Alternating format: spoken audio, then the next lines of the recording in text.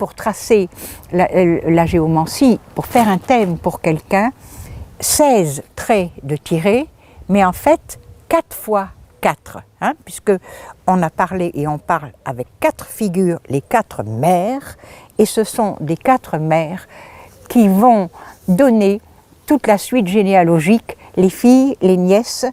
Bon, les témoins, c'est moins de la généalogie, et le juge n'en est pas non plus. Ce qui fait qu'on a toute une famille qui va s'adresser à nous. Naturellement, vous auriez bien raison de me poser la question, comment est-ce que je peux être aussi sûre de moi avec le tirage des figures de géomancie? Je veux bien essayer de répondre à ça.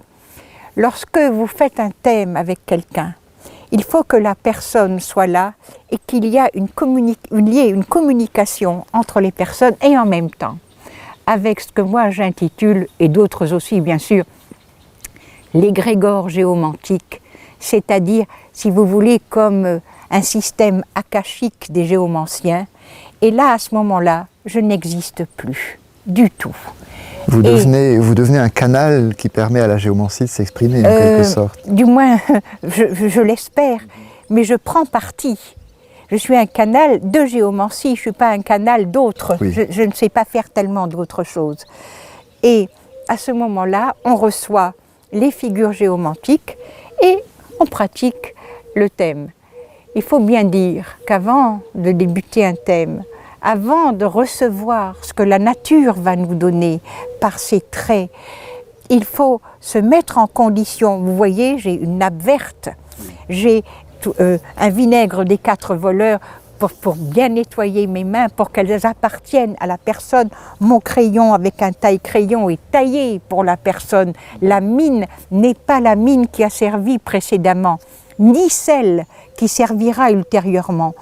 Donc, si vous voulez, c'est une participation pour la personne, avec cette personne, en demandant, dans ce monde qui existe et qu'on ne voit pas, de bien vouloir donner des informations pour aider avec sagacité et pertinence et bienveillance la personne qui est en face de soi. Oui, vous avez vraiment une mise en condition spécifique. C'est un rite presque, c'est une sorte d'invocation, de prière. J'ai pas dit évocation, hein, j'ai dit invocation, une sorte de prière qui fait que on est dans un monde tout à fait particulier. Et pendant le jeté de traits qui va nous donner les 4 mères, eh bien, je n'existe plus. Les traits, c'est quelque chose qui se fait naturellement. Il ne faut pas que ce soit trop court ni trop long. On dit qu'en géomancie, quand vous faites le tracé des traits, que les traits, on les a entre 18 et 27 traits. Si vous en faites 40 ou 50, c'est 0. Vous êtes complètement à côté de la plaque. Ça a duré trop longtemps. Si vous en faites 2 ou 3, même verdict, pas net dans la tête. Donc c'est pas ça. Donc vous tracez un certain nombre de traits, 4 séries de 4 séries de traits. Oui. Et le nombre de traits que vous avez tracés peut être soit pair ou impair, ce qui vous indique si vous aurez 1 point ou 2 points à cet étage de la figure. Tout à fait. Et ça, on aura exactement le même genre de calcul au niveau des 4 quatrains. L'étage du haut, on dira que c'est un élément feu. Ensuite, les poumons, c'est l'air. Oui. F, feu, A, R, E, c'est de l'eau. Et les jambes, les pieds, la terre. Voilà. Les 4 éléments sont représentés.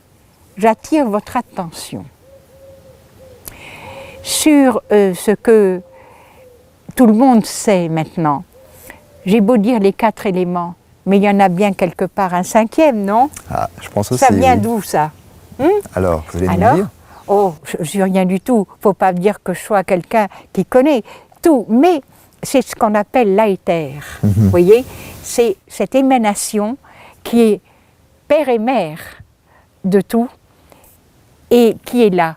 Ce n'est pas elle que j'interroge, c'est ce qu'elle veut bien nous donner.